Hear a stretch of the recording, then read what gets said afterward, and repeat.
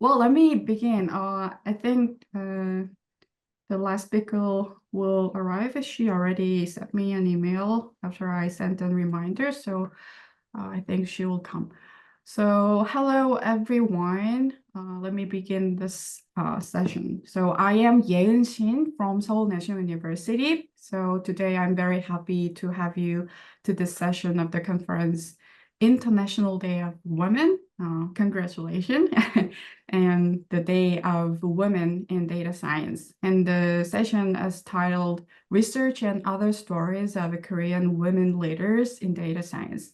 So in our session today, speakers will give you presentations about their research and other personal stories of the career path, research challenges, and so on if time allows. So each speaker will have 15 minutes of a presentation and 5 minutes of a Q&A. So I want to ask all participants to hold their questions a little bit until the end of each presentation, or to leave your question in the chat room so that I can read it after the presentation. So, and also if time allows after all the talks, I'd like to take some moments to talk about, again, the career pathways or any mentoring advice.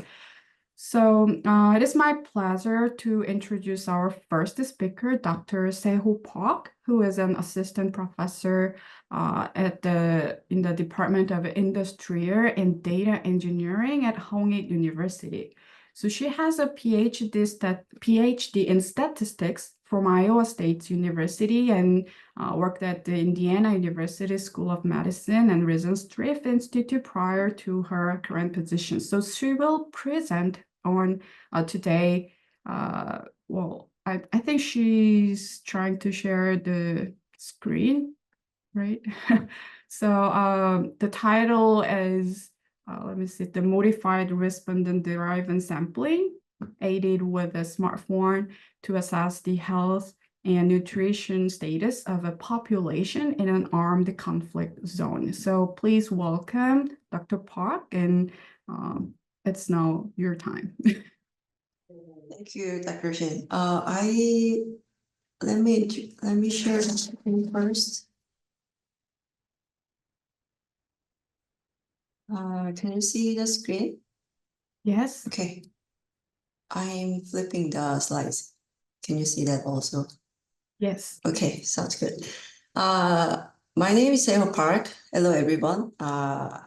Thank you for Dr. Shin that giving me this huge opportunity to share my research work to everybody today. And as she introduced, my research topic is modified respondent-driven sampling to assess the health and nutrition status of a population in an armed conflict zone. So this is the survey research project that I have done a few years ago, and I'm just going to talk about and introduce what I have done for the research. So briefly, I'm going to introduce the background and the given RDS sampling methodology a little bit, and also I'm going to show you what we have done for this study. This is a survey research, and that was sponsored by a MedAir Center, which is a non-government organization which tries to help people who are suffering or devastating all around the world from the survival crisis. And they had a quite focus. They have an interest in the area called Syria, because we all know that there was a wall broken out in 2011. And even though after a few years after the war, there's still ongoing conflicts there. So we can guess that there must be a lack of basic services such as healthcare, education, food, and water. So that is why the center, the MedAir, has a special interest in the area. But before the war, Syria is one of the places that has a very high rate of acute malnutrition. So they had a 12%, which was quite serious numbers. So it is obvious they trying to know what is going on now, because they already have the high rates, and after the war, it must be worsened after the war. So they wanted to know the current situation, but there was no surveys have been conducted since 2009, and reliable nutrition data was not available because of the situation there. So especially for the southern Syria. So the goal of this research was they wanted to assess the nutritional well-being of Syrians, especially for the women and children in the southern part of Syria. And after that, they also wanted to estimate the acute malnutrition status of Syrian, especially for the children who were less than 5 years old. And after that, if it is also possible, they wanted to get the estimates from the pregnant and lactating women using certain measurements. And there are 3 typical survey methodology used to conduct such researches. First one is a random route sampling, which means surveyors can route anywhere, can go anywhere and recruit the participants from anywhere. So that is called random route sampling. Second one is a 2-stage cluster sampling using satellite images. This is the most typical way to conduct these kinds of surveys. And the third one, last one, is a respondent-driven sampling. I'm going to explain what this RDS is a little bit later. And there was a limitation because of the situation in Syria. We were not able to do the random route sampling because it was too risky there. And we didn't have access to the satellite images. So we have to use the respondent-driven sampling. That was the last option we have to choose. But to get the more reliable data set, we tried to get the modified version of this RDS, which is a modified respondent-driven sampling that incorporates the basic RDS with the 2-stage clusters. So that is why we call this is a modified respondent-driven sampling. Using this way, we were able to reduce the risks to surveyors and the survey participants in such a dangerous places. So it is why we consider this modified way. Then what is this RDS? So RDS is one of the survey technique that is implemented to study the hidden population or hard to reach population. So if you want to study a certain target population, but if it is very hard to get the samples there, then we are not conduct the study. So it is a very easy way to get the sample from such a hard population.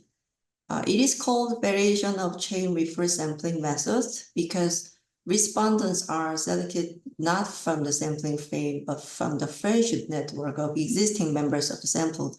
So the researchers just need to choose a small number of seeds, which is a starting point, starting persons. Then these seeds is going to recruit others to participate in the survey. So we just need to continue this procedure until we met the sample size that we want to have. So it is the diagram showing the respondent-driven sampling. So here, this one is the first participant in the survey. So we are going to set this one as a seed of the survey. And these arrows implies the way they connected to the next one to participate in this survey. So from this one person, we were able to get a lot of people participate in the survey. So you can see RDS is very easy to implement if you have seed numbers. So there's a lot of advantage of using RDS, but there's also disadvantage of it because you just recruit participants from your own network. You cannot guess or you cannot assume that they are all independent. So there must be a selection bias in the data set. So that is the most disadvantage of using RDS, but it is already known that under certain specific conditions, we can get asymptotic unbiased estimates using this RDS. So there was no reason not to use RDS because we can get the sample very easily from the dangerous place and we can get the asymptotic unbiased estimates. So that is why we chose the RDS. So going back to our study, we have to choose the sample. So we have to conduct the surveys for the household, but household should be selected within the clusters and within the villages. So we have to define the village which has one clinic in the village, and in the village we choose certain number of clusters, and in the cluster we choose the household to participate in the survey. So there's a two-stage clustering, and the RDS was implemented here. So in the first phase, we complemented PPS sampling to choose village and clusters. Using the proportional to size sampling, we choose certain numbers of clusters from the village. And as a second phase, we implemented RDS to get the household from the clusters. So this diagram also shows that from one village, we have chosen a lot of clusters, and each cluster has a lot of households. So that is why we combined two-stage clusters and the RDS here. So there are 5 steps to get this data set collected. First one is we have to choose our seeds to do the RDS. And we choose the children from the clinics, and we just follow these children's house, and we call this a household number 1, which is initial household. Then after complete these surveys, we ask for names of the household as a next participant, and we rank the intimacy of these 4 names to choose one of them. And there's a way to rank these numbers from 1 to 5. So rank 1 has a parent, siblings, children, which is the closest one to the household. And number 5 is anyone who lives around the world, so around the household. So we rank the 4 names as this way, and we choose the highest score, which is known as a least intimate household. That can give us, like, we can assume the participants are kind of independent to each other. So that is the first step, and we repeat this 4 more times to get the households, then we just stop the procedures. So this is a diagram. So we just choose the first one, ask 4 names, choose one of them, which was the least intimate, and we repeat the procedures 4 more times. So we were able to get these 5 surveys done. So we were able to get around 400 unduplicated households from 85 clusters of 52 villages. So now we are able to get a reliable data set from these dangerous places. And the next goal was we wanted to estimate parameters. So we are going to get the nutrition status of the women and children in the southern Syria. There are a lot of parameters we can consider. There are 2 types. One is a ratio type, and the other one is non-ratio type. And the example for the ratio type is a kind of mortality rate. Something is divided by something. That kinds of parameter is a ratio type. So in this slide, in this presentation, I'm going to just explain this mortality rate parameter. This is just notations: I for village, J for cluster, K for waves, the household surveys, and W is given for the weight for the household. Y is a variable indicating number of deaths. X is number of people. So we are going to use notations. And the mortality rate that we want to get as a parameter is given like this P. So the denominator is the number of people, numerator is the total number of people died. And the estimator of this parameter is given like this one. So each one is estimated for the numerator and denominator. And this one is mean average of the average numbers, which was collected from the clusters. And this clusters average is also computed by the mean, but it is not a simple mean. This is a weighted mean obtained from the household.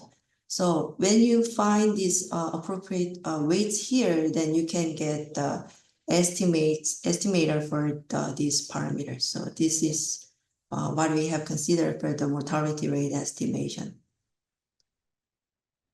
So the key is we need to find a way that adjusts the effect of selection bias in our RDS sample. So we have to separate this sample into 2 parts. First one is a group A, which has selection bias, which in our case is the initial households.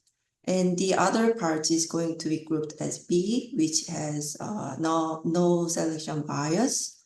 In our case, from wave 2 to wave 5, households are considered as a group B. So we just need to find the weights for the group A to adjust the effect of selection bias here. So by elaborating this selection bias, so we are going to give less weights on the selection group A, which is a selection bias, then we can adjust the impacts of this selection bias. So we are going to just denote this probability to use to denote the weight for the group A, which is a selection probability, and it is called as pi I. So I'm going to just skip the procedures to get these weights. And once we have these weights, then you can get one more columns in your data set. And you can see that from wave 2 to 5, we just gave weights of 1 because they are considered as independent.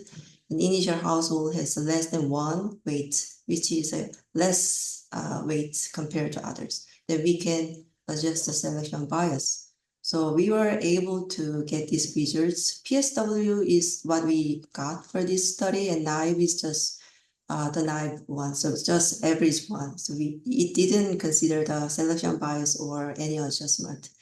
So estimates are quite close, but we are sure that our study was very accurately conducted because we computed the design effect for our study, and we have 2.76 is a very desirable number.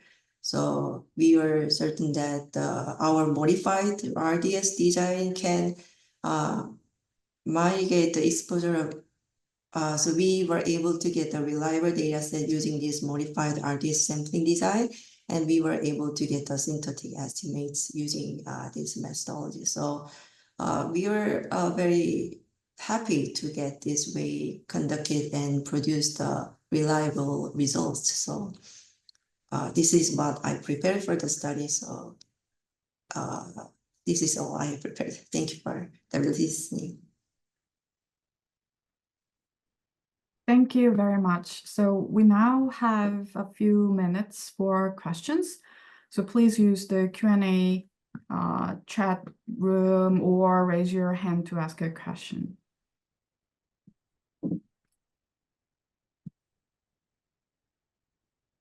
So, well, I have one quick question. So at the end of your talk, you presented the design effect and you said that number seems good. Well, I wonder how you can assess that number. Is there any degree of the effect scale for some sense? Yes, that is a very good question. We implemented two-stage clusters and the RDS, and it is well known for the cluster sampling that if the design effects is between 2 and 3, we call that this is a well-designed survey design. So we got 2.76, so it was pretty nice number. Oh, okay. So is there any variation in that effect if you change the data set or any sensitivity issue with that number? Any sense? This design effect is calculated based on each variable. So if you use different variable, then it could varies. And we checked for all the variables, and most of them were between 2 and 3, but I remember only a few have very less than 2. Yeah. Thank you. That's very clear. Thank you. Okay, thank you very much for the nice talk, and let me move on to the second speaker. So the second speaker is Dr. Ji-hee Kim, who's an associate professor at the School of Business and Technology Management of KAIST. So she has a PhD in Management Science and Engineering from Stanford University. So today she will present about the AI satellite imaging geospatial data for good. So Dr. Kim, it's your time, so please share the screen and let's begin.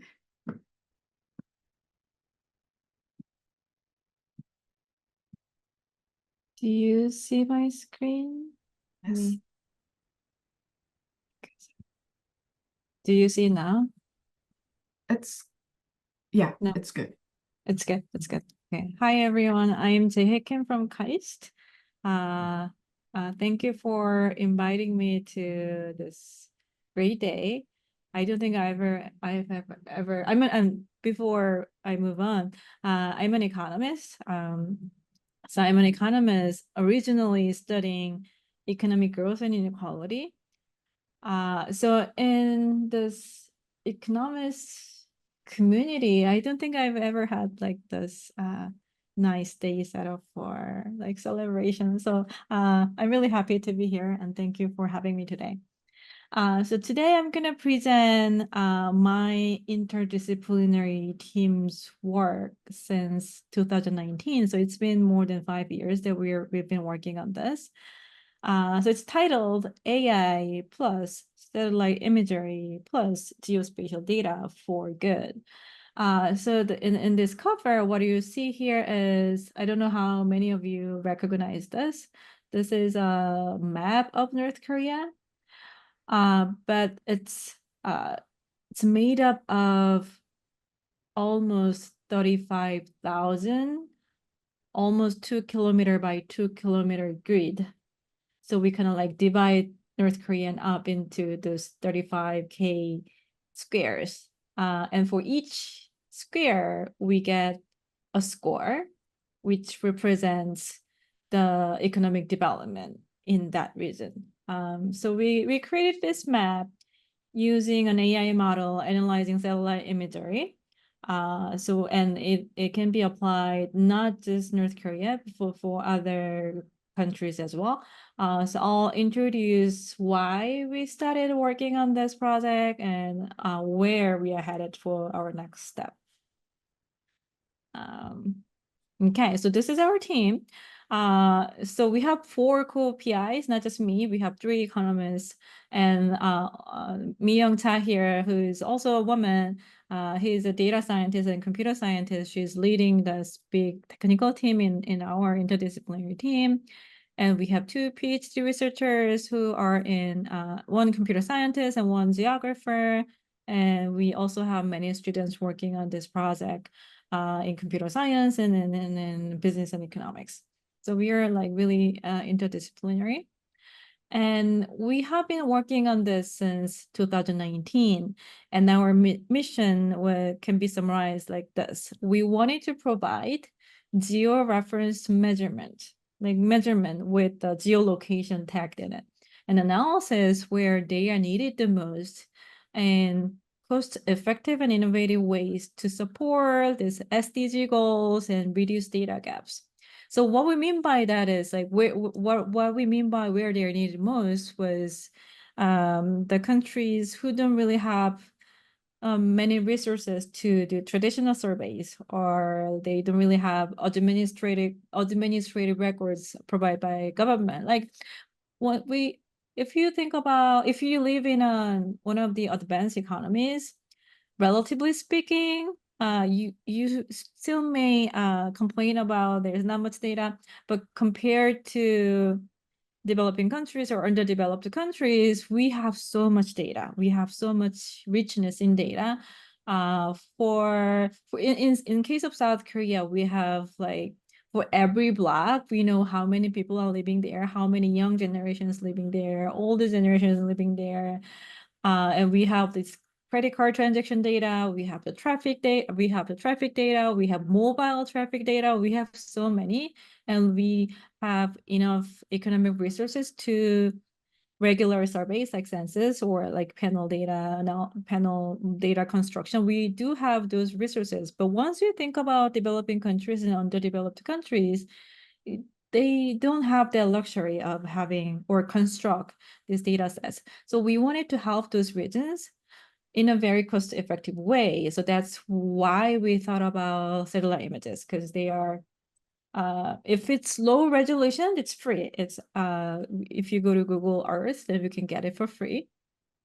And once you think about it, this measurement, especially the spatial measurement, like the location by location economic measurement, I mean by income, asset, or any trade transactions, whatever you call it, you have to have it to do a better economic policy or better resource allocation or policy evaluation, because resources are limited. You have to kind of redistribute those resources. So to be able to do that effectively, you need the measurement. But in developing countries and underdeveloped countries where they are needed the most, they don't really have the luxury of having it. So this kind of summarizes what I just told you. This is one of the quotations that I really, really like. So when you can measure it, when you can express in numbers, when you can quantify it, your knowledge is very unsatisfactory. Yeah, so that's where we started this project. So what I'm gonna basically talk about today is how we came up with this idea using satellite imagery and AI model to economically measure somewhere we weren't able to measure before, like North Korea. So North Korea is an extreme example because if we don't really have data, I personally think I don't really think they know their numbers as well, not just us, but they don't really have the numbers as well, economic numbers, meaning the asset distribution, income distribution, whatever they wanted, I don't think they have it. So we wanted to apply this extreme condition in North Korea to kind of like know what's going on in there in this most unknown region in the world. And not just North Korea, our model is not just for North Korea, but we can apply it to any other regions in the world, because once you have satellite images, then you can do it. So we'll briefly show you how we did it. And then I'm gonna also introduce a little bit of what we're doing right now. So our technical baseline model, the AI model, was kind of like done in 2020, but we kept revising the model to kind of optimize it to North Korea and like to do it better. And when we apply, so the work that we applied this model to North Korea was published last year. And for the work in progress, I'm gonna briefly show you how we use this idea or approach of using satellite imagery for slum detection in a few countries. And also we're gonna show you I'm gonna show you our model, AI model, which estimates urban microclimates, like the estimating air temperature in a very fine-grained scale using satellite imagery. Okay. So before I go into our model, this is the unit of our measurement. So this is like, relatively speaking, it's low resolution. This is zoom level, we call it zoom level 14, but you don't really need to know it. But anyway, so this zoom level 14 is the 2 kilometer, almost 2 kilometer by 2 kilometer. So for every square, we have the measure of economic development. And for one time snapshot, there are 35,000 these little squares in North Korea.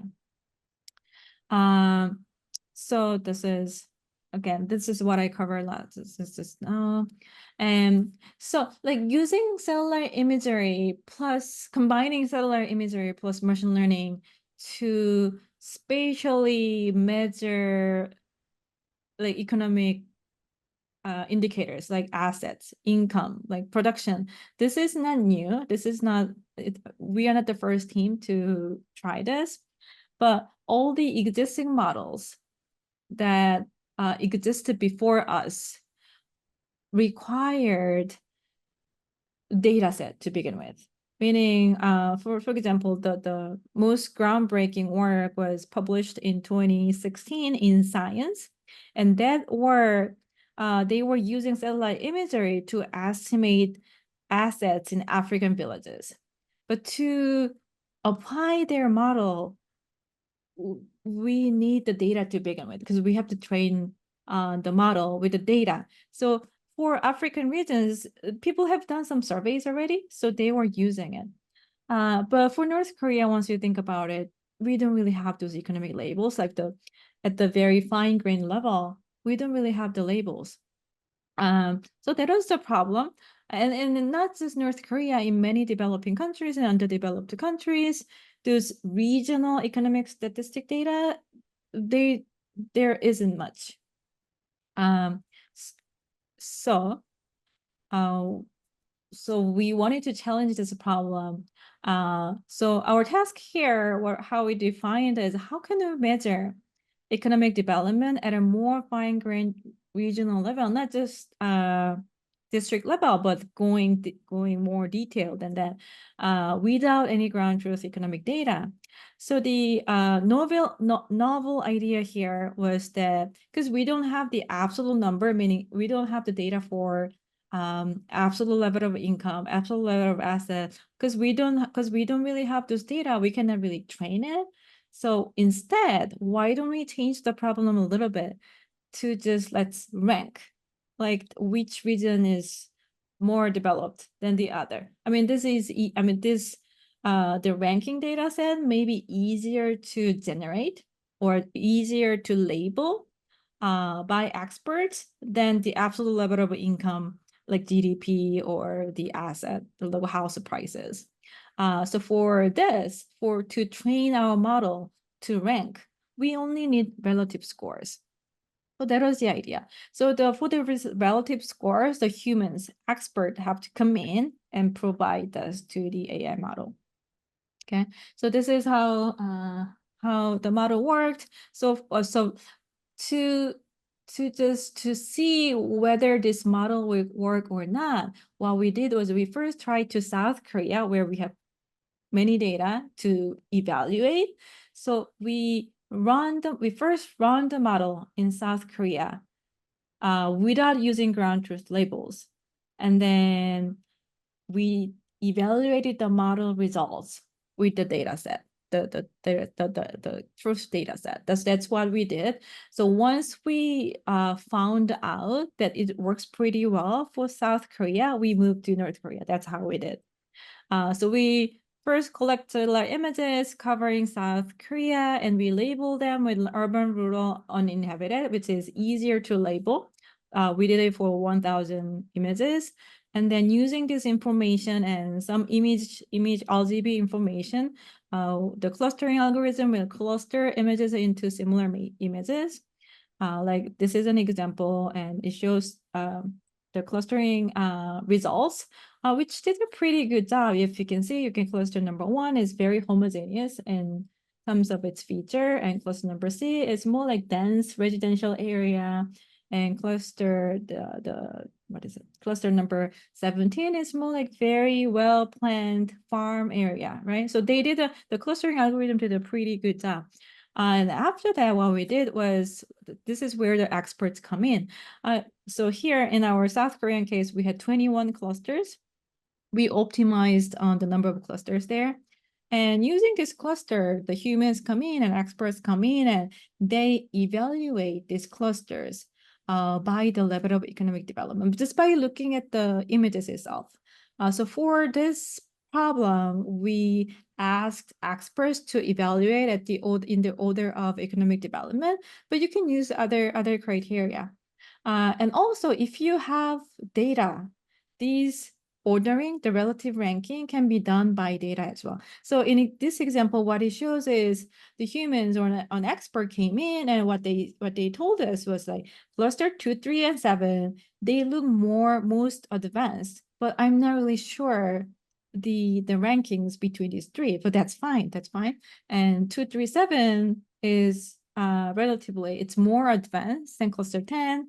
And the next is 4 and 6. I mean, we call it partial order graph. And this is the input we expect to get from humans. Okay? And also it could be data like guided as well. If we have the other economic stats, you can get it, you can do it.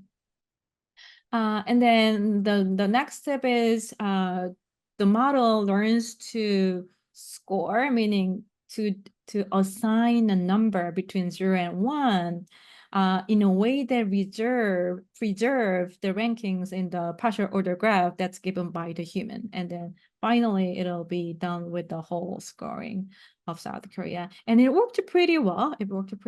I'm gonna just skip it. So what this shows is like when the partial order graph was done by human, the performance was better than the partial order graph done by data set. So this is how we evaluated was gross floor area and population density. So we asked human experts to rank those clusters in the order of economic development, which could be quite abstract, but what could be the proxy for economic development? Once you think about it, it's gross floor area and population density can be a good example. So gross floor area, what it means is when we look at the buildings from above, this is building area times the height. So how much volume building is occupying in the designated area. So this could be a proxy for economic development. So once you evaluate our score, according to gross floor area, this shows very high correlation, which is actually it's very impressive compared to other existing methodologies to measure economic indexes using satellite imagery, even when they had the data. Okay, and then we apply this to North Korea, and then this is what we got. We were able to get the grade level score, and once we aggregated the numbers by district, we can get the district mean. So let me just show you. And this is like, we had a very good performance compared to other existing models. This shows that our model performed pretty well. And we also applied this to other Southeast Asian regions. This is a result where the black color means the last developed. And then we estimated those economic development for year 16 and year 2019. And between these years, why we picked these 2 years and to compare was between these 2 years, there were so many different sanctions imposed on North Korea. And by comparing 16 and 19, we wanted to see what's the impact of this sanction. So 16 map, 19 map, and change map, you can see here. And once you compare 16 and 19, on aggregate, you don't really see much changes. But once you go into more detail, you can see that over the economic sanctions, the urban area gets more developed than the other. And when we do the regressions using the changes in our score, we were able to find out that the Pyongyang is more advanced over the sanction area, and all the Kim Jong-un's economic development zone, that agriculture and tourism, EDZ were more developed, and we were also able to see that where the uranium mine was, even under the sanctions, they were developing it. So this was what we were able to discover. And this is it's reported by BBC Korea. It's a recent result because we're comparing 2019 and 21. So this is how our score detected the changes, the plus added changes. And then and let me just skip this. The limitations and summary. Let me skip this because I wanted to show you how we're doing our work on slum detection. So we're actually using satellite imagery to detect slums in Mongolia. So this is a relatively easier thing. So we kind of label those. So Mongolia, those the circle-shaped residential structure. These days, they're getting more like slum. So this is a big problem there. And using satellite imagery, we detected the slums and we counted how many slums. And this is like what we detected. And we can also see the trend that they are increasing. But this increasing trend is actually the opposite of the official statistics from Mongolian government, which they report to UN. So this is something that we discovered using this. And I have one more, but I think I have to just stop here because of the time. And I can take questions if there's any. Okay. So thank you very much. So let me take one question, if any, because it's time up. Sorry. Well, let me give you a quick question. So this is very interesting talk and research talk. So I think the data measurement is pretty challenging, right? And I'm not really sure about how the image data can be very sensitive to the measurement. So I'm wondering if there is any measurement error issue when you get the image and transferring that to the number like rank. Have you do you have any insight on that? Yes, so our recent work, so for the work that I presented, we only looked at 2016 and 19. For those 2 years, fortunately for us, the images were pretty consistent and comparable. But now we are looking at annual changes from 2018 to 2024. And there's so much inconsistency over the time series, because like sometimes the satellite images are like taking pictures like this, like straight, but then sometimes it's just like it's slightly sloped, then you see more shade. It kind of like affects our measurement. So it's been quite challenging to provide reliable measures over time. So like 1 year, so it's pretty okay. It's 1 year, like the images are pretty very similar. But over a year, I mean, it's been challenging, and we are thinking about how we can overcome this issue with some technical solutions. Yeah, probably they are really changing, not the era over time, but well, that would be very open question. So thank you very much. So let's move on to the last speaker. Thank you, Dr. Kim, anyway, for giving us very interesting talk. And the last speaker is Dr. Yoon Jung-ju. She's an assistant professor in the Department of the Digital Health and Science of Sungkyunkwan University and Samsung Medical Center. She completed her PhD in Health and Biomedical Informatics at Northwestern University Feinberg School of Medicine. So today she will present on the unexpected data scientist, her journey into the realm of healthcare big data. So please welcome her. Hello, everyone. Yeah, thank you for the nice introduction. But it seems like my Zoom background is acting up and like affecting my appearance. Like, is there any, can anyone like address this Well, issue, I or should I just sporadically can see you. You are sometimes Right, in the it's purple. yeah. But you can get closer to the screen or camera. Yeah, this is the Then best I can, but yeah, sorry about that. So, but Oh, still, you guys okay. can hear my voice, so I'll just go ahead and do the Okay, talk good. and waving my hands.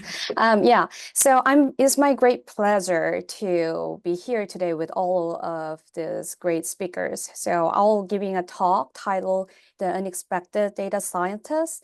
And actually, there's a reason that I put the word unexpected in this title, and I'll get to that later. So in this talk, I'll cover some of my background and experience as a woman data scientist, and why I choose this field, why I'm at the field of health and biomedical informatics, and covering what is the next generation of future the healthcare going to be looks like through the lens of data science. So yeah, let's get started. I'll introduce myself as a biomedical data scientist, healthcare informatician, and also a geneticist. I do data-driven healthcare research on psychiatric outcomes, including depression, bipolar disorder, and some suicidality, using DNA, genomic, neuroimaging, and all of those large-scale other types of biomedical data. So our lab has a very interesting setting. Like we are located within Samsung Medical Center, and we are located at the, in the heart of Gangnam area, but whatever it is, providing us with a really easy and privileged access to all those patient health data. And we also have the university setting as well. So it is a really all kind of hybrid, like interdisciplinary field. So I'm gonna share a little of personal story about myself, because some of my students really wanted to hear about this, that like why you end up as a data scientist, and why did you choose this field? Like, so so even though I'm a scientist, like I'll say I was not a good experimenter. The experiments, like biological experiment or chemical experiment, was never work out the way I wanted them to be. And the result was always very uneven whenever I do it. So after like spending 1 or 2 years in college, like I decided to major in business administration, which is a really like interesting combination to be seen in students in life sciences.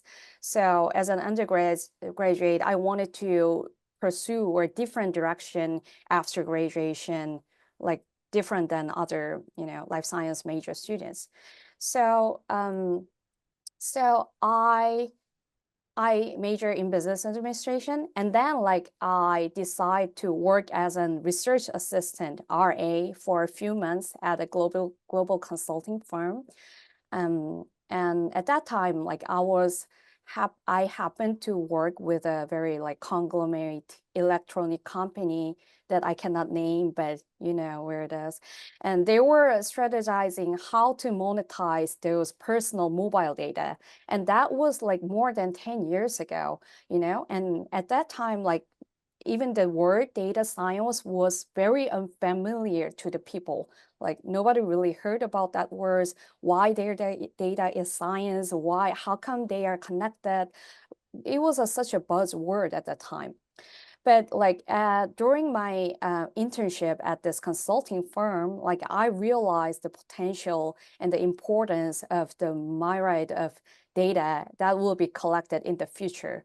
So so actually after that, like so I also did my master's degree at in the United States, and I did some experiments as known as like wet lab experiment. And that is the point I also realized once again that the hands-on experiment wasn't my thing, So those kind of internship and my lab experience was a turning point for me, that I decided to pursue a PhD in the field of medical science, because that is the field where I can use my undergraduate education knowledge and so on. So yeah, so I applied for PhD, and I got into Northwestern, and where I started to learning about health and biomedical informatics. The field itself is very new. My department was like 3 years old. It was really young, like early stage. So not many students were there. But these days, like, like there are so many students at our department. That's what I heard from my professors. Yeah, so. And then like after the completion of completion of my PhD study, COVID happened. So COVID happened, and I was actually got accepted to a postdoc position in some university at New York. And I couldn't go there because like there was hiring freeze, and the United States does not really welcome students from Asia at that time because of the fear of COVID, and things happen. So it was really unexpected return to Korea due to COVID. So I came back to Korea after my PhD, and I kind of joined my alma mater for research professorship. And then like only last year, I began my role as an assistant professor at SAIST, Seungkyungan University and Samsung Medical Center. But in looking back, I think it all worked out for the best, or I just utilized those challenge or opportunity in some good way. But I think I end up in a really, good position. So after this talk, not only just hearing about my personal story, I hope you all will gain a deeper understanding what the future of healthcare going to be looks like through the lens of data science, and also some of my research contribution to advancing next generation healthcare within data science. So we are all living in the era of big data, and that is also happening in our field, which includes the growth of large population-based data set. So those kind of large-scale data set become available faster and cheaper than ever before, with the advent of inexpensive and high-throughput data collection method and vast number of individuals. So in our field, like there's lots of great research resources is becoming available for discovering more innovative biomedical insight here. So you might not be familiar with this word biobank, but you could imagine what it's going to be looks like. It is actually a data repository for biospecimen of individuals. So biobank is actually referring to a data collection of human bioresources and associated all types of clinical epidemiological information from a specific population group, but usually the number is really huge, And those data included multimodal data for every individual. It records brain imaging data of a person, DNA genomic data, which is one of my expertise, and environment, and also cognitive and behavior data.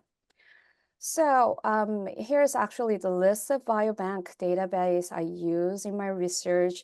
UK Biobank is one of the world's largest biobank available at this time. It has 0.5 million participants biobank data. And also there's a ABCD study, which is which is really focusing on those adolescents kids.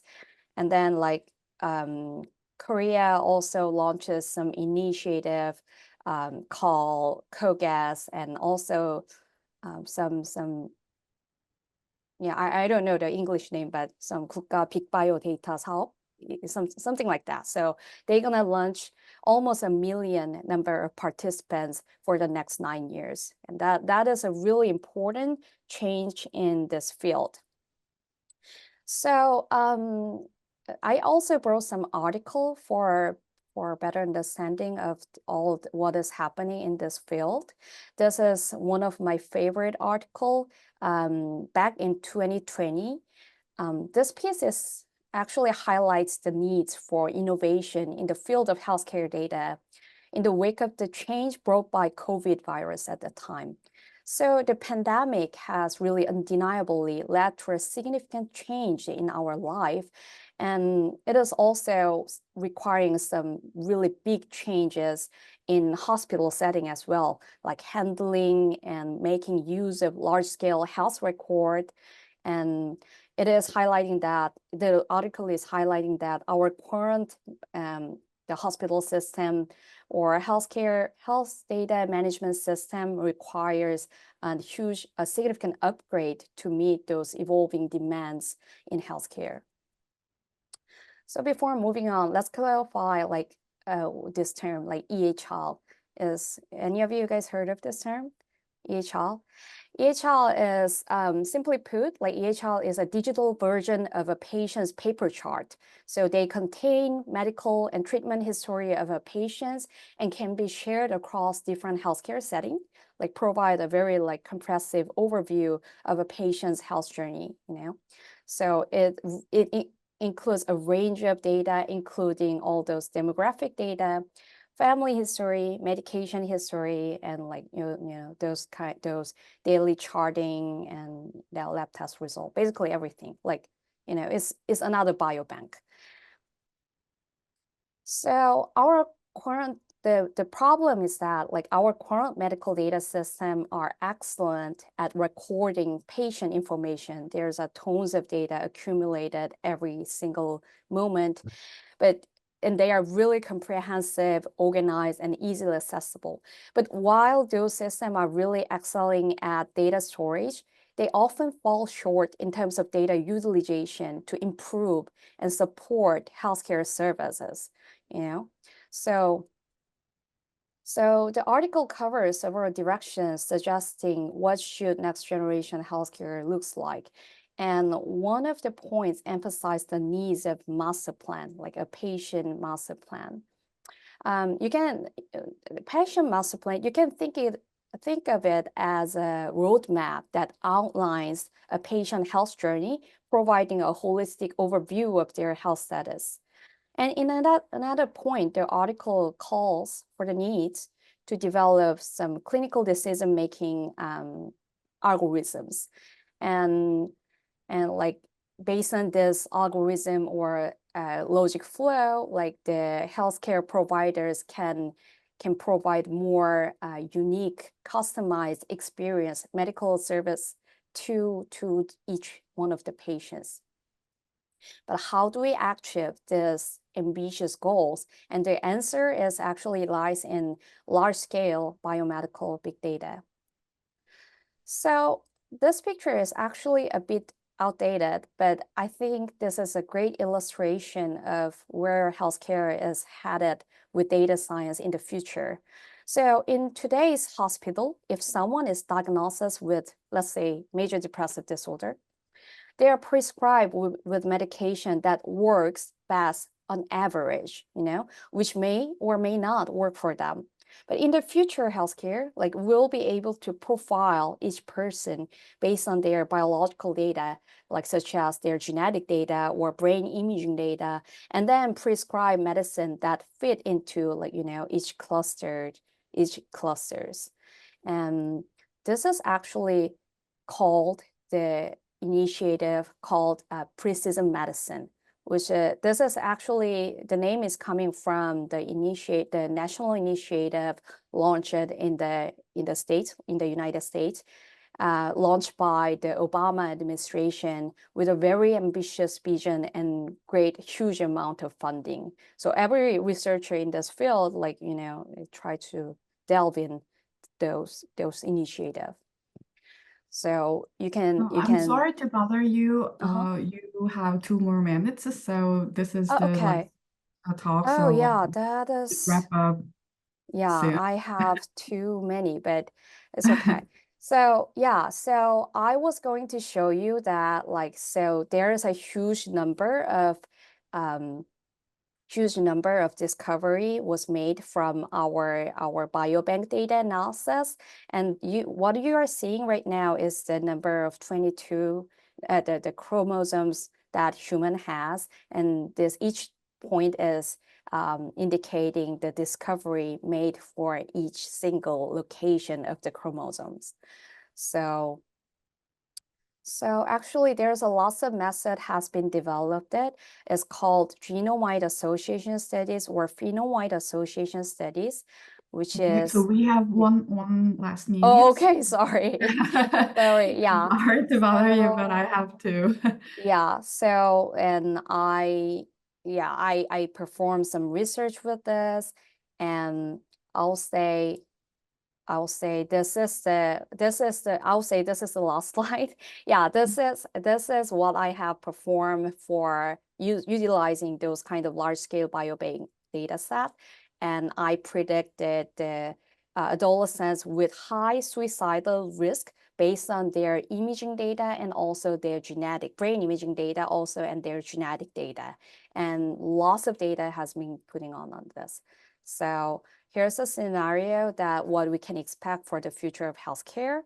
And I'm so sorry about all those time constraints, but this is the end of my talk. And thank you for listening. Thank you.